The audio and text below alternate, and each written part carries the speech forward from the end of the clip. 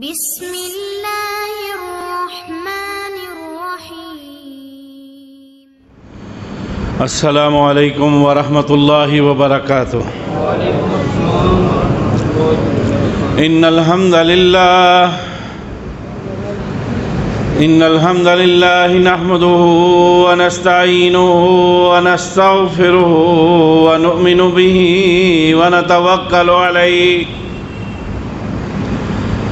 ونعوذ باللہ من شرور انفسنا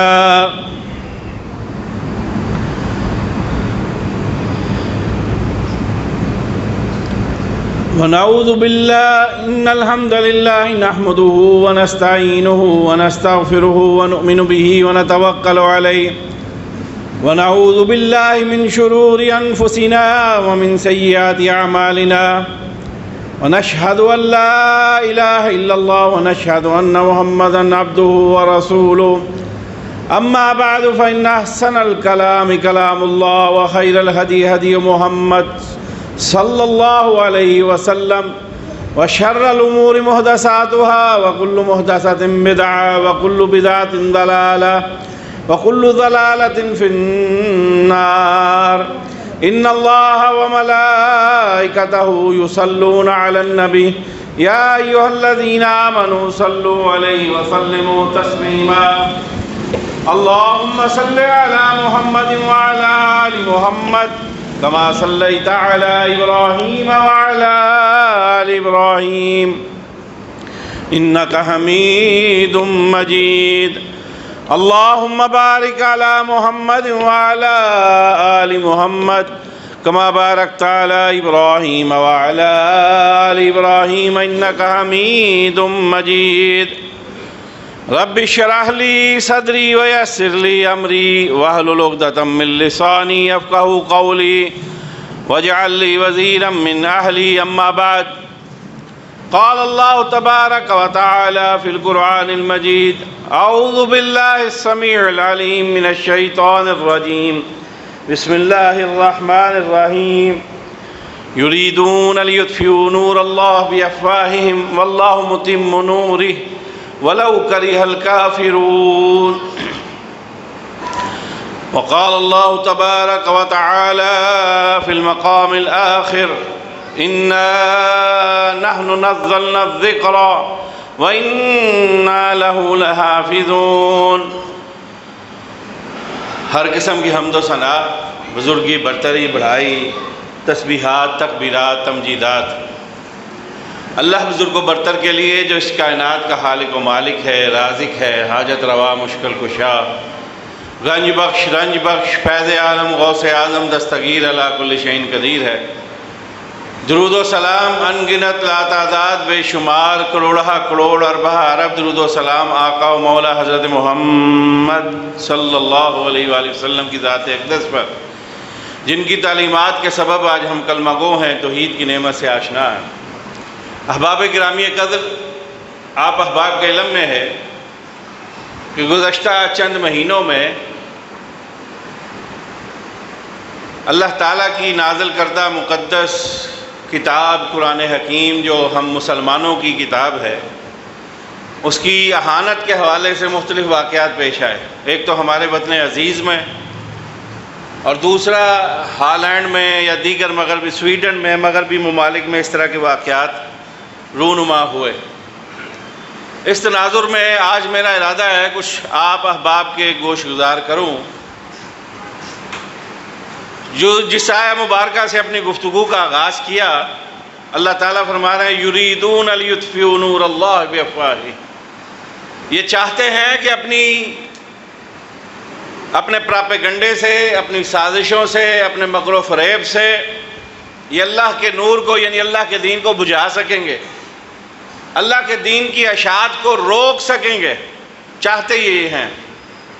واللہ متم نورہ، لیکن اللہ فرماتے ہیں ان کی یہ مکروہ خواہشات اپنی جگہ، ان کے یہ پراپیگنڈے، ان کی سازشیں اور مکروہ حرکتیں اپنی جگہ، اللہ انشاءاللہ اپنے اس نور دین کو مزید بڑھائے گا اور اجالا کرے گا اور روشن کرے گا۔ وَلَوْ كَرِهَ الْكَافِرُونَ، بے شک یہ چیز ان کافروں پر گراں کیوں نہ گزرے۔ دوسری آیہ مبارکہ جو عموماً آپ علماء سے سنتے ہیں، مغرب یا عشاء کے وقت کسی وقت پڑھی بھی جاتی ہے اکثر ہماری نمازوں میں، اِنَّا نَحْنُ نَزَّلْنَا الذِّكْرَ وَإِنَّا لَهُ لَحَافِظُونَ، کہ ہم نے ہی قرآن کو نازل کیا ہے اور ہم ہی اس کی حفاظت کرنے والے ہیں۔ عموم میں دعوے کے حوالے سے، دلیل کے حوالے سے یہ بات بڑی بھلی معلوم ہوتی ہے، اچھی معلوم ہوتی ہے، تسلی اور تشفی کا سبب ہے کہ بے شک اللہ نے اس کتاب کو نازل کیا ہے اور اسی نے اس کتاب کی حفاظت کے انتظام کیے ہیں۔ آج میں جس حوالے سے گفتگو کرنا چاہوں گا وہ یہ ہے کہ اللہ نے وہ کون سے انتظام کیے ہیں۔ ہم سرسری سا تو اس بات کا تذکرہ کرتے ہیں کہ اللہ نے حفاظت کا ذمہ لیا ہے، اللہ حفاظت کرے گا، لیکن کیا ہم نے کوشش کی ہے کبھی کہ وہ اللہ نے اپنی اس مقدس کتاب کی حفاظت کے کون سے انتظامات کیے ہیں؟ ہمیں اس کا علم ہونا چاہیے اور اس کے بارے میں معلومات رکھنی چاہیے، کیونکہ اگر ہم مسلمان ہیں اور یہ ہماری کتاب ہے اور اس سے ہم محبت کرتے ہیں تو اس کی تاریخ، اس کے متعلق معلومات بھی ہمارے علم میں ہونی چاہیے۔ سب سے پہلی بات، اللہ تعالیٰ نے جب قرآن مقدس کو نازل کرنے کا ارادہ کیا تو آپ عموماً دیکھتے ہیں کہ جس طرح کوئی بڑی شخصیت کسی علاقے میں آنے والی ہو تو سیکیورٹی تو پہلے بھی ہوتی ہے، لیکن کسی وی آئی پی کی آمد کے موقع پر سیکیورٹی کو بڑھا دیا جاتا ہے، سخت کر دیا جاتا ہے، پہرے لگا دیے جاتے ہیں، کسی مشکوک آدمی کا گزر بسر بند کر دیا جاتا ہے۔ اسی طرح اللہ تعالیٰ نے جب قرآن مقدس کو نازل کرنا چاہا تو قرآن تو آسمانوں کی سیکیورٹی کو سخت کر دیا گیا، ٹائٹ کر دیا گیا۔ اللہ اکبر۔ سیدنا ابو ہریرہ رضی اللہ تعالیٰ عنہ سے روایت ہے کہ نبی اکرم علیہ الصلوۃ والسلام فرماتے ہیں جب اللہ تعالیٰ فرشتوں کو کوئی حکم صادر فرماتے تھے تو اس حکم کی کے احترام میں اور اس حکم کو سننے کے بعد اپنے پیروں کو پھڑ پھڑاتے تھے، اور اس وقت اس کی آواز اس طرح محسوس ہوتی تھی جس طرح کسی چٹان پر کسی زنجیر کو مارا جائے، اور ان کی پروں کی پھڑپڑاہٹ کی وجہ یہ تھی کہ اللہ کے حکم کو سن کے وہ گھبرا جاتے ہیں فرشتے، اسی لیے ان کے پرندوں کی ان کے پروں کی پھڑپڑاہٹ ہوتی ہے یا وہ کھلاتے ہیں۔ جب ان کی یہ گھبراہٹ دور ہوتی تو وہ ایک دوسرے سے پوچھتے کیا فرمایا اللہ تعالیٰ نے، کیا حکم نازل فرمایا، کس بات کی طرف اشارہ فرمایا، اور پھر وہ ایک دوسرے کو اللہ کے نازل کردہ حکم کے بارے میں آگاہ کرتے، ایک دوسرے کو بتاتے کہ اللہ تعالیٰ نے یہ حکم عطا کیا ہے، یہ حکم نازل فرمایا۔ اس بات کے حوالے سے اللہ تعالیٰ نے اپنے حکم کو نازل کر دیا۔ سیدنا ابو ہریرہ رضی اللہ تعالیٰ فرماتے ہیں کہ آسمانوں سے جب قرآن کے نزول کا معاملہ آیا تو یہ اس سے قبل کی بات ہے، فرشتوں کی یہ گھبراہٹ، فرشتوں کا یہ پروں کا پھڑ پھڑانا اور پھر ایک دوسرے کو سمجھانا، اور پھر کہا اس وقت زمین سے جنات کا آسمانوں کی طرف سفر بلا روک ٹوک جاری تھا، یا کم از کم اس طرح جاری نہیں تھا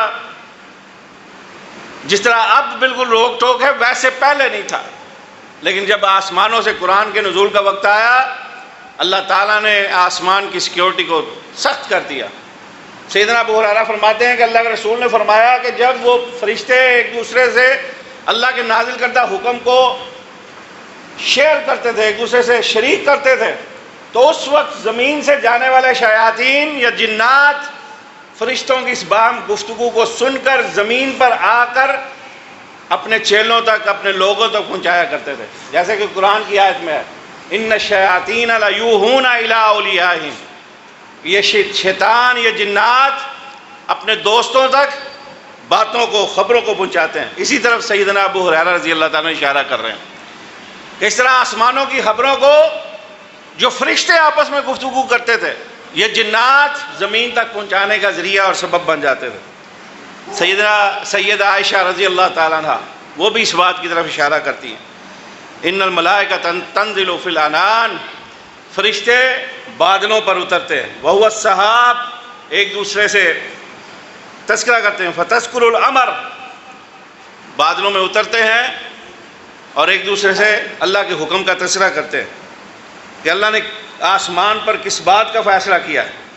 تو یہ جو آسمان کی طرف جانے والے شیطان ہیں یا جنات ہیں، فرشتوں کی اس باہم گفتگو کو سن لیا کرتے تھے اور پھر زمین تک پہنچایا کرتے تھے، لیکن جب اللہ نے آسمان سے قرآن کو نازل کرنے کا ارادہ کر دیا، اس کی سیکیورٹی کو مزید سخت کر دیا گیا، اب بہت مشکل ہے کہ آسمانوں تک جائیں، بلکہ سیدہ عائشہ کی اسی روایت میں ہے کہ وہ جانے کی کوشش کرتے ہیں، سننے کی کوشش کرتے ہیں، اللہ نے ایسا انتظام کیا ہے کہ فرشتوں کی ان باتوں کو سننے کی کوشش کرنے والوں کا پیچھا آسمان سے نازل ہونے والے شرارے یا شعلے ہیں جو ایسے لوگوں ایسے جنات کا پیچھا کرتے ہیں جو آسمانوں پر جانے کی کوشش کرتے ہیں اور ملائکہ کی باتوں کو سننے کی کوشش کرتے ہیں، سن بھی لیں تو کوئی نہ کوئی شرارہ اس کو بسم کر دیتا ہے، شاید کوئی بچ جائے اور نیچے زمین پر کوئی بات یا خبر واپس لے کے آ جائے۔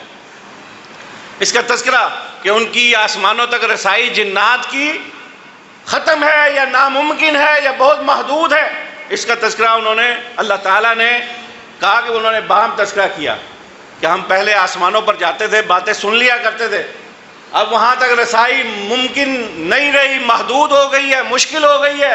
اللہ اکبر۔ تو اب اس کا حق کیا، اس کا حل کیا؟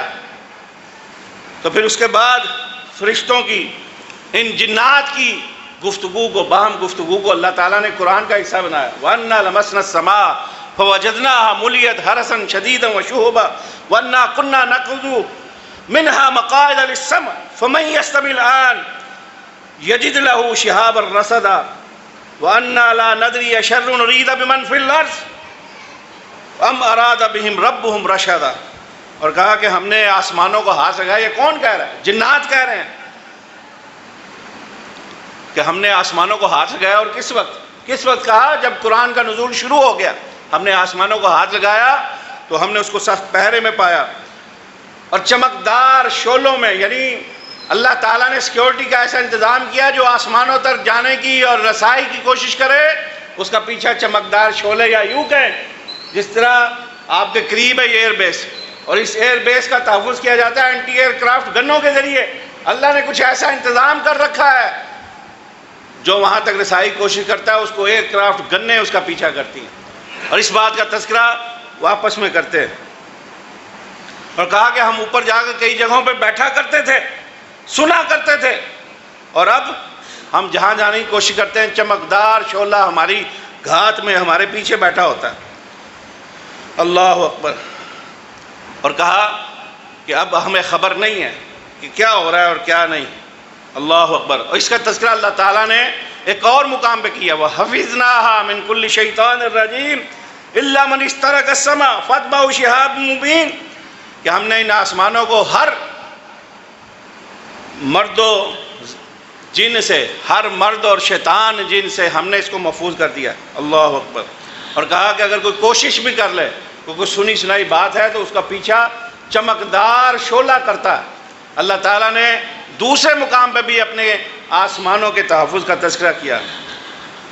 سیدنا عباس رضی اللہ تعالیٰ عنہ فرماتے ہیں کہ جب وہ جنات آسمان تک رسائی نہ پا سکے اور انہوں نے اپنی قوم کو بتایا کہ ہم آسمانوں پر جاتے تھے، خبریں لے آتے تھے، یہاں تک اپنے لوگوں تک پہنچا دیتے تھے، اب ہمیں یہ خبریں نہیں ملتی، ہم جانے کی کوشش بھی کرتے ہیں، ہمیں یہ رسائی نہیں ملتی، آسمانوں تک جانے تک ہمارے لیے رکاوٹ ڈال دی گئی ہے۔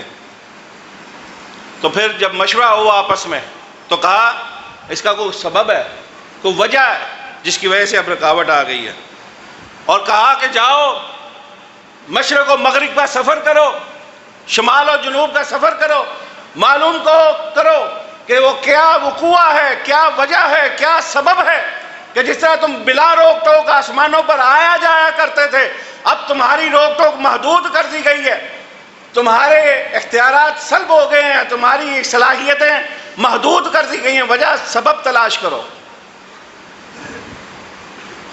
انہوں نے کہا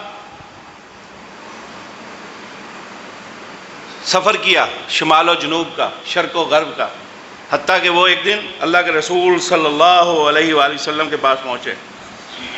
آپ صبح کا نماز پڑھا رہے تھے اور اس وقت قرآن پڑھ رہے تھے. اللہ نے اس کی کیفیت کو، جنات کی اس وقت کی کیفیت کو بھی قرآن بنا دیا. وَإِذْ صَرَفْنَا إِلَيْكَ نَفَرًا مِّنَ الْجِنِّ يَسْتَمِعُونَ الْقُرْآنَ فَلَمَّا حَضَرُوهُ قَالُوا أَنصِتُوا فَلَمَّا قُضِيَ وَلَّوْا إِلَىٰ قَوْمِهِمْ مُنذِرِينَ. اللہ اکبر. وہ جنوں کا گروہ اللہ کے رسول تک پہنچا. اللہ فرماتے ہیں وہ آئے اور قرآن کو غور سے سننے لگے. اللہ اکبر. اور پھر اپنی قوم کے پاس واپس پہنچے اور وہاں تک اللہ کے قرآن کو سن کر ایمان لانے والے بن کر اور قوم تک، اپنی قوم تک اللہ کے قرآن کی، نبی علیہ السلام کی فرمان کی باتیں پہنچانے والے بنے. جا کر سب جب بتایا نا کہ ہم یہاں اللہ کے رسول ہیں جو مبعوث ہو کے آئے ہیں، ان تک اللہ کا قرآن نازل ہوتا ہے، ہم وہ سن کر آئے ہیں، وہ اللہ کا کلام ہے جو ہم سن کر آئے ہیں اپنی قوم کو، اپنی جنات کو. وہ سب آ کر سنایا تو کہا ان کے بڑوں نے، ان جنات نے، صحیح حدیث میں ہے سیدنا عباس سے کہا جب جا کے واپس سنایا نا انہوں نے کہ قرآن سن کے آئے ہیں نبی اللہ کے پیچھے، رسول اللہ کے پیچھے، اور کہا آج تمہیں وہ سبب ملا ہے کہ تمہاری آسمانوں تک رسائی کیوں ختم کر دی گئی ہے. آسمان سے قرآن کا نزول تم جنات کے آسمانوں پر داخلے کی پابندی کا سبب بن گیا ہے. یہاں میرے بھائیوں ایک نقطہ ضرور کرنا چاہوں گا. پریشانی آتی ہے، ہم بہت سے نام نہاد عاملوں کے ہتھے چڑھ جاتے ہیں. یاد رکھیے اس طرح کی شیطانی معاملات سے اگر واسطہ پڑے تو یہ قرآنی نص سے، حدیث سے ثابت ہو رہا ہے اس میں رکاوٹ صرف اور صرف اگر کچھ ہو سکتی ہے تو اللہ کے قرآن سے ممکن ہے. اس لیے اپنا تعلق قرآن سے مضبوط بنائیے. جنات خود مان رہے ہیں کہ ہماری رسائی اگر کسی نے محدود کی ہے، ہماری صلاحیتوں کو کسی نے ختم کیا ہے تو اللہ کے قرآن نے کیا ہے. اور پھر انہوں نے خود اظہار کیا انا سمعنا قرآنا عجبا یہدی الی الرشد. ہم نے عجیب قرآن سنا، یہدی الی الرشد، یہ رشد و ہدایت کی طرف جو ہے وہ گامزن کرتا ہے، ہدایت دیتا ہے. اور پھر کہا فآمنا بھی، ہم نے اس کو سن پر اس پر ایمان لے کے آ گئے ہیں. قرآن کو سن کر اس پر ایمان لے کے آ گئے ہیں اور کہا ہم اب کسی کے ساتھ، اللہ کے ساتھ کسی کو شریک نہیں کریں گے، اللہ کے ساتھ کسی کو شریک نہیں کریں گے. وہ وحدہ لا شریک ہے، وہ علی کل شیء قدیر ہے، وہ کن فیکون کی قدرت کا مالک ہے، وہ کسی کا محتاج نہیں ہے. وہ اولاد کے، وہ دنیاوی معاملات میں جو انسان کی ضروریات اور معاملات ہیں وہ ان سے پاک ہے. نہ وہ کسی سے جنا گیا ہے، نہ اس نے کسی کو جنا ہے، نہ اس کو اس دنیا کی کسی قسم کی کوئی ضرورت ہے. وہ سب کا داتا، خالق و مالک و رازق ہے. وہی رزق دینے والا، وہی اولاد دینے والا، وہی دنیا کے معاملات چلانے والا، وہی مدبر اور نگران ہے. اسی کے حکم سے لوگوں کو رزق ملتا ہے، اسی کے حکم سے لوگوں کو اولاد ملتی ہے، اسی کے حکم سے لوگوں کو پر بیماری اور تکلیف اور آزمائش آتی ہے اور اسی کے حکم سے ٹلتی ہے. کوئی اس کے معاملات میں دخل دینے والا نہیں ہے. اللہ اکبر. اور پھر ایک اور بات کہی جنات نے، قالوا یا قومنا انا سمعنا کتابا انزل من بعد موسیٰ مصدقا لما بین یدیہ یہدی الی الحق والى طریق مستقیم. کہا کہ موسیٰ پر جو کتاب اتری تھی نا، اس کے بعد اب یہ کتاب اتری ہے جو حق کی طرف رہنمائی کرنے والی ہے. یہ دو باتیں قرآن نے ان کا نقشہ کھینچا. تو ابھی ساری تمہیدی گفتگو کا مقصد بیان کرنے کا یہ تھا کہ اللہ تعالیٰ نے جب قرآن کو نازل کرنا تھا لوح محفوظ سے جناب محمد رسول اللہ صلی اللہ علیہ وسلم کے سینہ اطہر پر، اللہ نے آسمانوں کی سیکیورٹی کو سخت کر دیا کہ ہر قسم کے جنات اور مخلوقات کا آسمانوں پر داخلہ محدود کر دیا.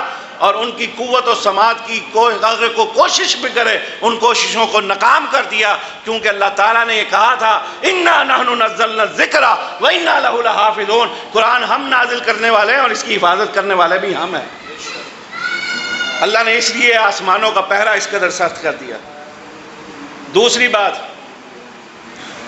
لوح محفوظ سے سینہ اطہر تک قرآن لے کے آنے والے تھے جناب سیدنا جبریل امین. وہ قوت اور طاقت والے ہونے چاہیے تھے کہ ایسا نہ ہو لو انزلنا هذا القرآن على جبل لرأيته خاشعا متصدعا من خشیت اللہ، اللہ کہتے ہیں اگر اس قرآن کو میں کسی پہاڑ پر نازل کرتا وہ ریزہ ریزہ ہو جاتا۔ اس لیے قرآن جیسی مقدس امانت کو لوح محفوظ سے لے کر زمینوں تک پہنچانے کے لیے جس ہستی کا اللہ نے انتخاب کیا یا کرنا تھا، اس کے لیے بھی ضروری تھا مضبوط ہوتے، قوی ہوتے، تاکہ وہ قرآن کے اس وزن کو اٹھا سکنے والے ہوتے۔ اللہ نے پھر قرآن میں اتارنے کے لیے جس ہستی کا انتخاب کیا، جس سید الملائکہ کا روح الامین کا انتخاب کیا، اللہ تعالیٰ نے ان کے بارے میں کہا اللہ اکبر۔ رب کا قرآن کہتا ہے،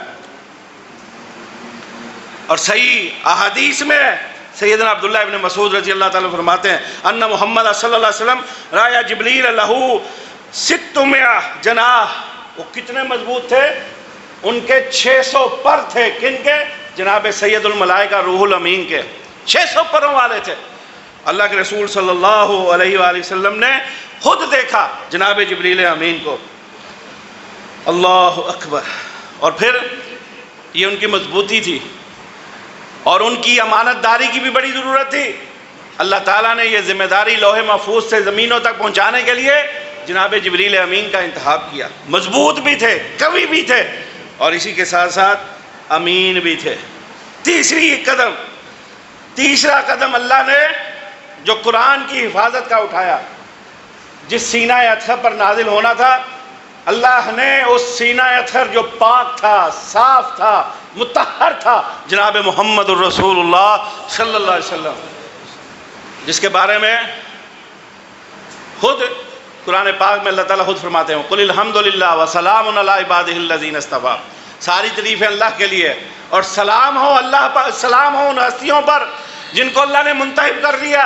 امام ابن کثیر رحمہ اللہ اس حدیث کی تفسیر، اس آیت کی تفسیر میں فرماتے ہیں اس سے مراد سب سے پہلے خود جناب محمد الرسول اللہ صلی اللہ علیہ وسلم ہے، جن کے سینہ اطہر پہ اللہ نے نگاہ ڈالی اور اس سینے کو سب سینوں سے اعلیٰ پایا، پاک مطہر اعلیٰ اولا پایا، اس لیے منصب تاجدار نبوت آقا کے سر پر عطا کر دیا۔ اور پھر کہا اس کے بعد سینوں پر نگاہ ڈالی، جو سب سے اعلیٰ اور مطہر سینے تھے ان کو صحابہ اکرام رضوان اللہ علیہم اجمعین بنا دیا، ابو بکر و عمر و عثمان و علی و معاویہ بنا دیا۔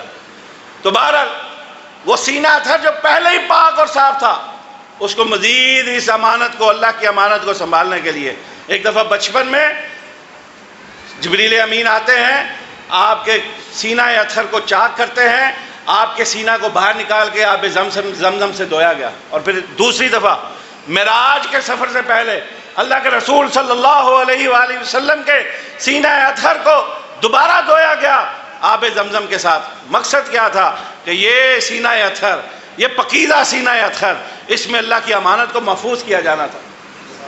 وقت مختصر ہے اس لیے اپنی گفتگو کو سمیٹنا چاہتا ہوں۔ چوتھی بات، اللہ تعالیٰ نے جس ہستی کو جناب محمد رسول اللہ صلی اللہ علیہ وسلم پر اس قرآن کو نازل کرنا تھا، ان کو کمال کا اخلاق عطا کیا، قلب سلیم عطا کیا، عقل سلیم عطا کی، سلو جو بنایا۔ ان کی ہستی کے اوپر کوئی انگلی نہیں اٹھا سکتا تھا کہ قرآن کی حفاظت، قرآن جس ہستی پر نازل ہونا تھا اس ہستی پر کوئی انگلی اٹھا سکے، ایسا ممکن نہیں تھا۔ لیکن اللہ ان کے خلق کی قسمیں کھاتا ہے، وَإِنَّكَ لَعَلَىٰ خُلُقٍ عَظِيمٍ، ہم نے آپ کو خلق عظیم کا مالک بنایا۔ اور کہیں فرماتے ہیں آپ نہ شاعر ہیں نہ مجنون ہیں، اللہ تعالیٰ آپ کی ہستی کے خود قسمیں اٹھا رہے ہیں، اور پھر آپ کی وجہ سے کبھی اپنے قوم اور قبیلے اور اپنے علاقے میں لڑائی اور فساد بھی نہیں ہوا۔ آپ صلح جو تھے، لوگوں کو ملانے والے تھے، لوگوں کے درمیان صلح کروانے والے تھے۔ حتیٰ کہ وہ مشہور واقعہ ہے، جب کعبہ کی تعمیر جاری تھی تو حجر اسود کی تنصیب کے موقع پر اختلاف پیدا ہو گیا کہ کون لگائے گا۔ اللہ کے رسول صلی اللہ علیہ وسلم فیصلہ ہوا، صبح سب سے پہلے جو کعبۃ اللہ بھی آئے گا وہی نصب کرے گا۔ تو سب سے پہلے اللہ کا کرنا ایسا ہوا، اللہ کے رسول صلی اللہ علیہ وسلم تشریف لے آئے، لیکن آپ نے سب کو ملانے کے لیے کیا ایک چادر منگوائی، اس میں حجر اسود کو رکھا اور سب قبیلوں کے سرداروں کو بلا کر کہا سب ایک ایک کونا تھام لو۔ سب نے وہ چادر اٹھائی جس میں حجر اسود تھا، اور ملتزم کے ساتھ جا کر جب پہنچ کے اللہ کے رسول نے اٹھا کر اس کو نصب کر دیا۔ یہ اللہ کے رسول کی خوبیاں تھی کہ کوئی انگلی نہ اٹھا سکے. اور جس سینہ اکبر پر، جس ہستی پر قرآن نازل ہونا تھا، ایسا نہ ہو کہ کوئی کہے کہ یہ قول و کردار میں ٹھیک نہیں ہے. خود اللہ نے ان سے گواہیاں لی جہاں 40 سال رہے. کہا میں تمہارے درمیان 40 سال رہا ہوں. کوہ صفا کے دامن پر کھڑے ہو کر پوچھا، کبھی محمد نے غریبی غلط بیانی کی ہے صلی اللہ علیہ وسلم؟ کبھی میں نے تم سے جھوٹ بولا ہے؟ سب بیک زبان ہو کر کہنے لگے آپ تو صادق ہے، بلکہ مجسمے صدق ہیں. اگر کوئی دنیا میں کہے کہ سچ کا کوئی مجسمہ ہے، اس کو کوئی جسم کا روپ عطا ہوا ہے، تو وہ صرف اور صرف جناب محمد صلی اللہ علیہ وسلم ہے. مجسمے صادق اگر دنیا میں کوئی ہیں، جناب محمد رسول اللہ. سب نے کہا ہم نے آج تک آپ کی زبان سے کبھی غلط بیانی نہیں سنی. آپ امانت دار ہیں، حتیٰ کہ دشمنیاں پہنچ گئی تھی، لیکن امانتیں رکھنے کے لیے جناب محمد رسول اللہ صلی اللہ علیہ وسلم کے پاس اپنی امانتیں رکھواتے تھے. یہ سب کیوں تھا؟ اللہ خود انتظام کروا رہے تھے کہ کل کو کوئی انگلی نہ اٹھا سکے کہ آپ تو جھوٹ نہیں بولتے، اللہ پر کیسے جھوٹ بولیں گے؟ آپ تو لوگوں کی چھوٹی چھوٹی امانتوں میں خیانت نہیں کرتے، اللہ کی امانت میں خیانت کیسے کریں گے؟ اللہ نے یوں جناب محمد رسول اللہ صلی اللہ علیہ وسلم کی ہستی کو کریکٹر سرٹیفکیٹ دلوائے تاکہ آپ کے ذریعے جو قرآن نازل ہو رہا ہے اس کی حیثیت پر اور اس کی اتھارٹی پر کوئی انگلی نہ اٹھا سکے کہ اس میں کوئی فرق آ گیا ہے، اس میں کوئی حرف آ گیا ہے، اس امانت میں کوئی خیانت ہو گئی ہے. اس لیے اللہ کے رسول صلی اللہ علیہ وسلم کی ہستی کو یوں دشمن بھی، اپنے بھی اور پرائے بھی آپ کی ہستی کو کریکٹر سرٹیفکیٹ دیتے تھے. انت صادق انت امین، جا صادق جا الامین. آپ تو صادق اور امین ہیں. صادق امین آ گئے، آپ اپنے پرائے سب اس بات کی گواہی دیتے تھے. یہ سب بھی کیوں تھا؟ کیونکہ اللہ قرآن پاک کو نازل کر رہے تھے اور اس کی حفاظت کا ذمہ خود انہوں نے لیا تھا. اللہ اکبر. اب اس میں ایک اہم بات ہے، اللہ کے رسول کے سینہ اطہر کو بھی آب زمزم سے دھویا گیا اور 2 دفعہ. پھر آپ کی ہستی کا کریکٹر اتنا اعلیٰ رکھا گیا، آپ کو عقل سلیم عطا کی گئی. اور پھر چونکہ آپ نے فیصلے بڑے اعلیٰ تھے، کوئی کہہ نہیں سکتا تھا. جیسے کہ میں نے حوالہ دیا حجر اسود کے موقع پر آپ نے جو فیصلے کیے، اللہ نے یوں لوگوں کے سامنے آپ کے کردار کو واضح کیا کہ کوئی یہ نہ کہہ سکے کہ ان کو سمجھ نہیں ہے، ان کو فہم نہیں ہے، ان کے پاس دیانت نہیں ہے، ان کے پاس امانت نہیں ہے، ان کے پاس صدق نہیں ہے. اللہ نے آپ کی ہستی کو ہر حوالے سے مصدقہ کروا دیا اور ان کے پرایوں سے کروا لیا تاکہ کل کو قرآن جب ان کے سامنے پڑھا اور پڑھایا جائے کوئی انگلی نہ اٹھا سکے. اب آگے چلتا ہوں. اللہ اکبر. اللہ کے رسول صلی اللہ علیہ وسلم پر جب وحی نازل ہوتی تھی تو اس کے کئی طریقے ہیں. ایک تو یہ کہ جب اللہ کے رسول پر وحی نازل ہوتی، آپ کے چہرہ پر نور پر پسینہ آ جاتا، آپ گھبراہٹ کا شکار ہوتے تھوڑی دیر. اللہ اکبر. اور پھر جب آپ پر وحی نازل ہوتی، صحابہ کہتے ہیں کبھی ہمیں یہ آواز آتی کہ آپ خراٹے لے رہے ہیں. یہ بات ذرا بڑی غور سے سنیے گا. اللہ کے رسول پر قرآن اتر رہا ہے، صحابہ موجود ہیں، ازواج مطہرات آپ کے پاس موجود ہیں، ہماری ماں عائشہ کے پاس موجود ہیں، ان کی گود میں موجود ہیں، قرآن اتر رہا ہے. اندازہ کیجئے ان کو باتیں کرتے ہو، ان کو تان کرتے ہو جن کے حجرے میں اور جن کی گود میں اللہ کے رسول پر قرآن اترے، جن کو رب کا سلام آئے. بالا یہ میرا موضوع نہیں ہے، میں جس نقطہ کی طرف آپ کی توجہ مبذول کروانا چاہتا ہوں، اللہ کے رسول پر قرآن اترے، قرآن اتر رہا ہے، جبریل امین اللہ کے رسول پر قرآن، اللہ کا نازل کردہ قرآن اتار رہے ہیں. کوئی سن رہا ہے؟ پاس بیٹھے بھی سن سکتے ہیں؟ نہیں. کسی کو خبر ہو رہی ہے کون سی آیت اتر رہی ہے؟ نہیں. اور کیا سن رہے ہیں سب؟ صحابہ فرماتے ہیں جب اللہ کے رسول پر وحی آتی، ہمیں پتہ کیسے چلتا وحی آئی ہے؟ اللہ کے رسول کی پیشانی جو ہے وہ پسینے سے بھر جاتی، اور آواز ہمیں کیا آتی؟ اللہ کے رسول خراٹے لے رہے ہیں. یہ اللہ کی طرف سے قرآن کی حفاظت کا انتظام تھا کہ جب تک رسول اللہ اپنی زبان مبارک سے بول کر لوگوں کو نہ لکھوائیں کہ رب کا کیا حکم نازل ہوا ہے، لوگ خود سے سن کر نہ لکھ سکیں. اس لیے رب کا قرآن اللہ کے رسول پر نازل ہو رہا تھا، صحابہ یہ سن رہے تھے اور سمجھ رہے تھے کہ ہمیں خراٹوں کی آواز آ رہی ہے۔ اسی طرح بعض صحابہ نے کہا ہے اللہ کے رسول پر قرآن نازل ہو رہا ہوتا، ہم یہ سمجھتے کہ جس طرح شہد کی مکھی کی بڑی مزیدار قسم کی بھینی بھینی آواز ہوتی ہے وہ ہمیں آتی۔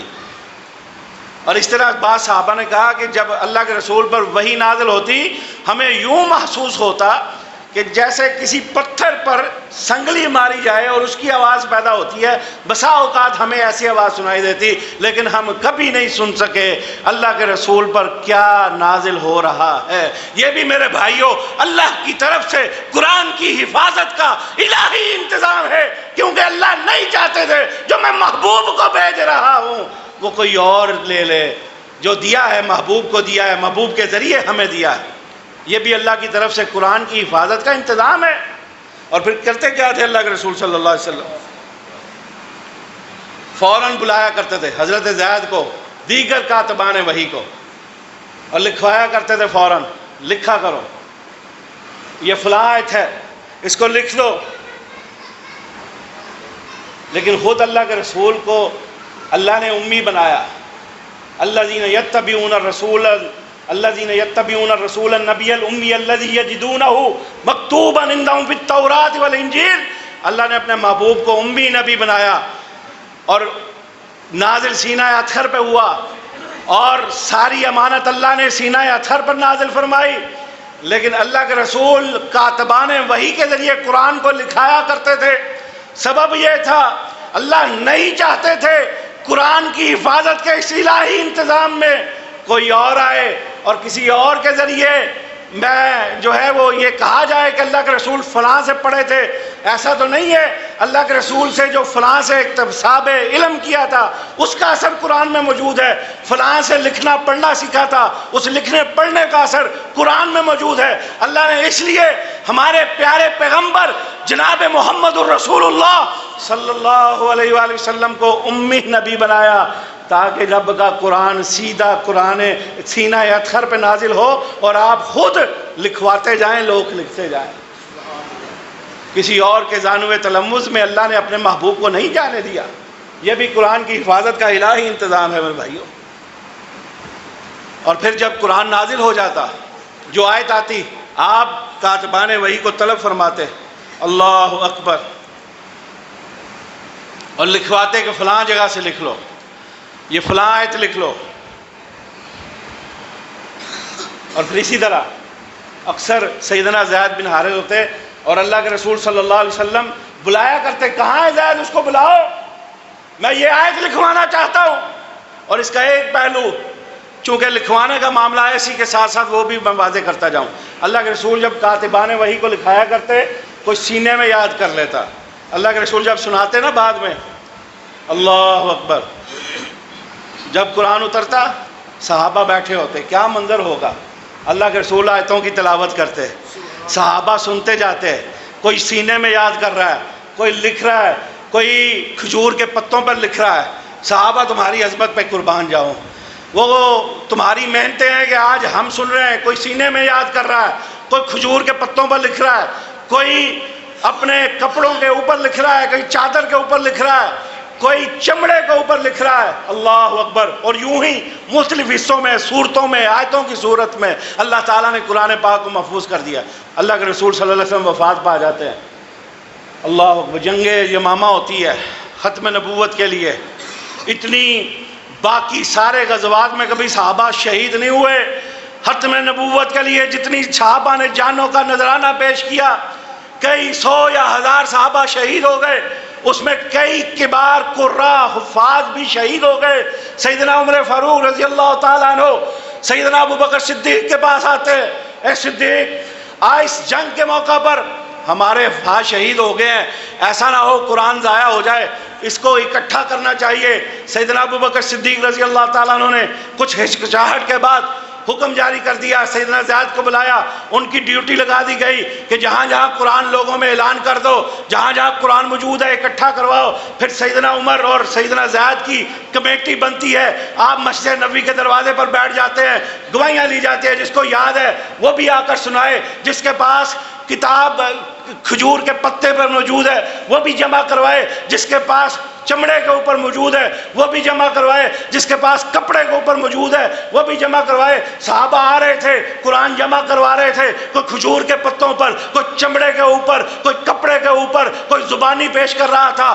ہر روز یاد رکھنا، آج اگر ہم صحابہ کی عدالت پر، ان کے انصاف پر، ان کی امانت پر شک کریں گے، یاد رکھنا آج پھر قرآن بھی ہمارے پاس سلامت باقی نہیں بچے گا۔ مسجد نبی کے دروازوں پر بیٹھ کر عمر اور زید نے قرآن جمع کیا، اور ایسے جمع نہیں کیا۔ کوئی آیا مجھے، جی میرے پاس انا انزلناہ فی لیلۃ القدر، اس سے سنا جاتا تھا، ساتھ گواہیاں لی جاتی تھیں۔ کیا واقعی تم نے اللہ کے رسول سے یہ آج سنی ہے؟ ایک مثال دی ہے میں نے، کیا تم نے واقعی اللہ کے رسول سے یہ بات سنی ہے؟ ایک قرآن سناتا تھا، دو گواہیاں لی جاتی تھی، واقعی اللہ کے رسول سے یہ آج موجود ہے؟ اگر کوئی لکھا لے کے آتا تھا اس کی بھی گواہی لی جاتی تھی، ایک صحابی لے کے آتے تھے، دو گواہیاں اس کی تصدیق کرتی تھی۔ اس طرح قرآن کو جمع کیا گیا، حتیٰ کہ سورہ توبہ کی ایک آیت اس کے والے سے صرف ایک گواہی بھی لی۔ میرے ذہن میں وہ صحابی کا اب نام نہیں ہے، سیدنا عمر فاروق رضی اللہ تعالیٰ عنہ نے اپنی گواہی ڈال کر اس آیت کو، سورہ توبہ کی آخری آیت کو اس میں شامل کروایا، اور قرآن یوں جمع ہو گیا چمڑوں کی صورت میں، کھجوروں کے پتوں کی صورت میں، اور یوں لوگوں نے جو سینوں میں لکھا تھا وہ لکھا جا رہا تھا۔ یہ ساری محنت صدیقی دور میں، سیدنا ابوبکر صدیق رضی اللہ تعالیٰ عنہ کے دور میں صحابہ کرام نے کی۔ اب میرے بھائیوں ذرا اندازہ کیجئے، اگر ہم چشم تصور میں ان کی باتوں کو مان لیں، صحابہ امانت دار نہیں ہیں، یہ قرآن کہاں گیا؟ صحابہ دیانت دار نہیں ہیں تو یہ قرآن کہاں گیا؟ یہ قرآن ہم تک پہنچا ہے سیدنا ابوبکر صدیق رضی اللہ تعالیٰ عنہ کی محنت کی وجہ سے، سیدنا عمر فاروق کی محنت کی وجہ سے، جملہ صحابہ کرام کی امانت اور دیانت کی وجہ سے، ان کی قرآن کی محبت کی وجہ سے۔ اور یاد رکھیے محنت انہوں نے کی لیکن انتظام میرے رب نے کیا۔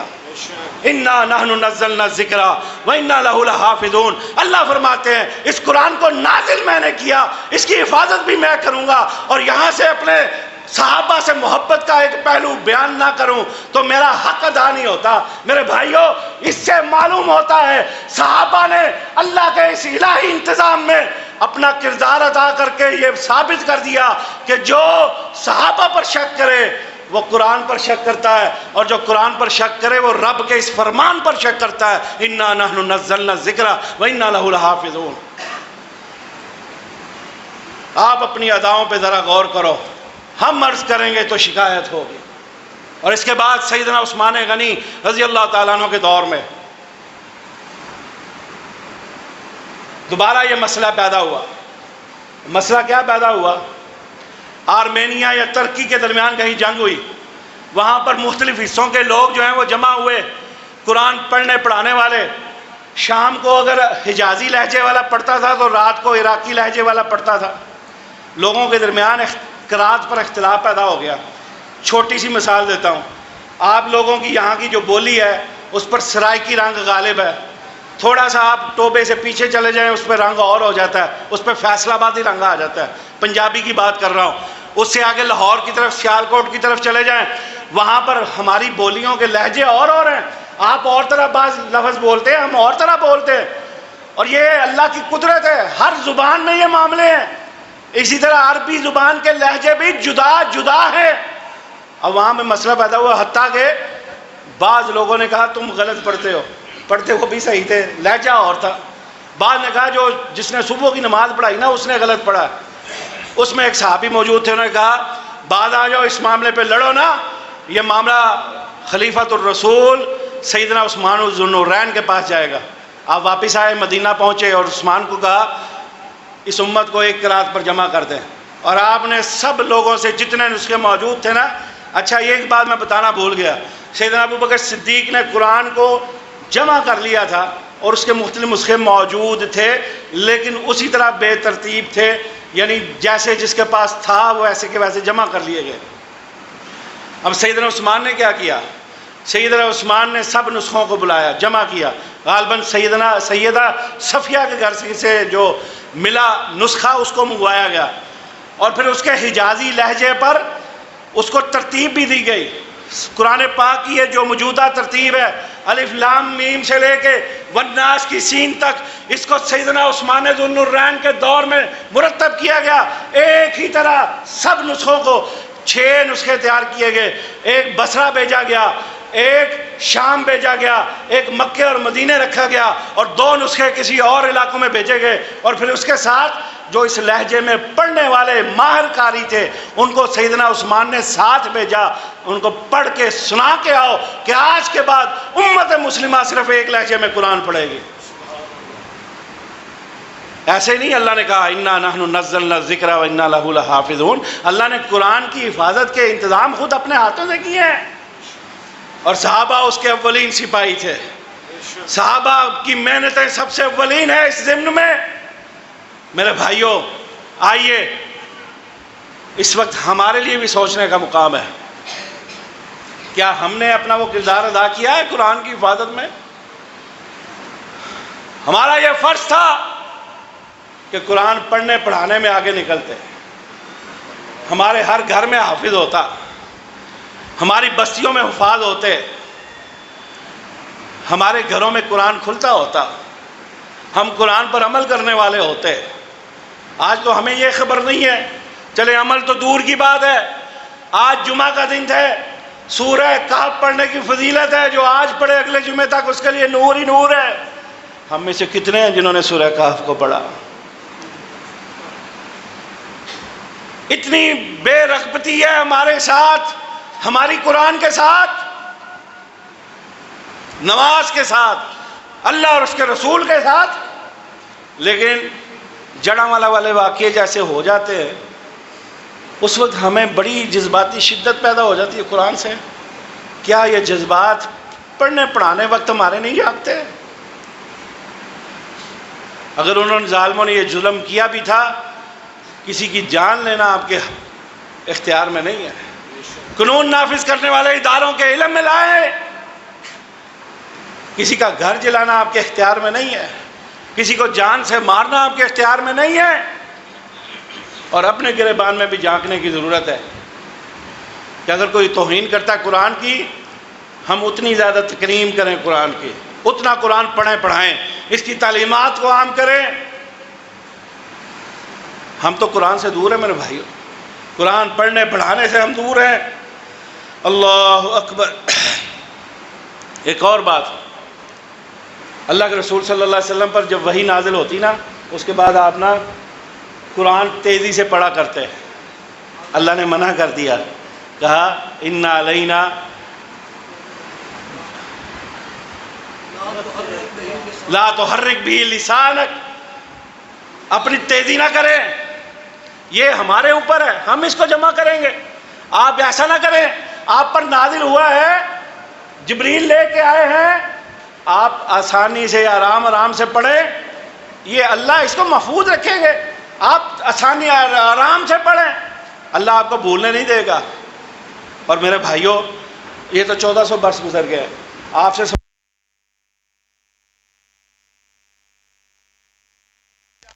کوئی غلط پڑھ کے دسے، وہابیاں ماشاءاللہ ان جی قرآن کھولیا ہوتا ہے، اگے پیچھے ہونے دے ہو، کو کاری کسی کی مجال ہے، کو آیت آگے پیچھے کر دے، کو لفظ آگے پیچھے کر دے، یہ بھی قرآن کا ایجاد ہے، اور کیا اللہ کی طرف سے قرآن کی حفاظت کا الہی انتظام ہے۔ آخری بات کر کے رخصت اور اجازت چاہوں گا، اموی دور خلیفہ حکومت ہے، اس دور میں ہر سال ایک بہترین میلہ لگتا تھا، پڑھنے پڑھانے والوں کا ادبی میلہ، اور وہاں پر ہر علاقے اور ہر قوم کی طرف سے بڑے بڑے شاعر، بڑے بڑے ادیب جمع ہوتے تھے، اور ان جمع ہونے والے لوگوں کو اس دور حکومت میں جو ہے وہ دعوت اسلام دی جاتی تھی۔ ایک علاقے اور ایک قوم کی طرف سے ایک بڑا ادیب آیا، اس کو اموی خلیفہ نے دعوت اسلام دی، اس نے قبول کرنے سے میں پس و پیش کا کام لیا، تو میں بتاؤں گا یا میں اظہار خیال کروں گا۔ 1 سال گزر گیا، اس نے دعوت اسلام قبول نہ کی، اگلے سال یا اس سے اگلے سال دوبارہ آیا، اس کو دوبارہ دعوت اسلام دی گئی، اس نے اسلام کی دعوت کو قبول کر لیا، اموی خلیفہ نے کہا اہلا وسہلا مرحبا، اس کو کلمہ پڑھایا گیا، لیکن کہا ایک سوال آپ سے کرنا چاہتا ہوں کہ آپ کو 2 سال قبل بھی اسلام کی دعوت دی گئی تھی، آپ نے دعوت اسلام کو قبول نہیں کیا، اب کیوں قبول کیا؟ کہا میں تحقیق اور تفتیش کر رہا تھا، کہا میں نے یہاں سے جانے کے بعد میں نے تورات اور زبور اور انجیل کے نسخے تیار کیے، اس میں تبدیلیاں کی، لوگوں میں بانٹ دیا، منتظر رہا کہ کوئی ہے جو کہے کہ اس میں فلاں تبدیلی ہو گئی ہے، اس میں فلاں ترمیم ہو گئی ہے، اس میں فلاں غلط بات لکھ دی گئی ہے۔ کہا میں منتظر رہا، کوئی میرے پاس نہیں آیا کہ یہ فلاں جگہ غلطی ہے، فلاں جگہ ترمیم ہے، فلاں جگہ تم نے اپنے پاس سے لکھ دیا ہے، ایسا تو اس میں موجود نہیں تھا۔ کہا پھر آخر میں نے قرآن نکالا، اس میں تبدیلیاں کی، ترمیم کی، کہیں کچھ اضافہ کر دیا، کہیں کچھ کمی کر دی، کہیں زیر میں کمی کر دی، کہیں زبر میں کمی کر دی، کہیں پیش لگا دی، کہیں زیر لگا دی، کسی رکوع نکال دیا۔ کہا پھر میں 5-7 نسخے میں نے اپنے علاقے میں پھیلا دیے اور منتظر رہا کہ دیکھنا چاہتا ہوں واقعی انا نحن نزلنا الذکر و انا لہ لحافظون، واقعی اس کو اللہ نے نازل کیا ہے اور واقعی یہ کسی ترمیم سے، کسی تبدیلی سے محفوظ ہے۔ کہا میں بانٹا، چند دن نہیں گزرے، 2-4 دن گزرے، سارے کے سارے نسخے مجھے واپس آ گئے، یہ درست قرآن اس میں تبدیلی ہو چکی ہے، اس میں فلاں غلطی ہے۔ لوگ نشانیاں لگا لگا کے مجھے واپس دیتے گئے، یہ قرآن درست نہیں ہے۔ میرے بھائیوں، یہ وجہ کیا ہے اور سبب کیا ہے؟ اللہ نے سینوں میں قرآن کو محفوظ کر کے، کتابوں میں قرآن کو محفوظ کر کے، ان صفوں میں قرآن کو محفوظ کر کے رہتی دنیا تک یہ ثابت کرنا ہے ہر چیز بدل سکتی ہے، نہیں بدلے گا تو رب کا قرآن نہیں بدلے گا۔ وآخر دعوانا ان الحمد للہ رب العالمین۔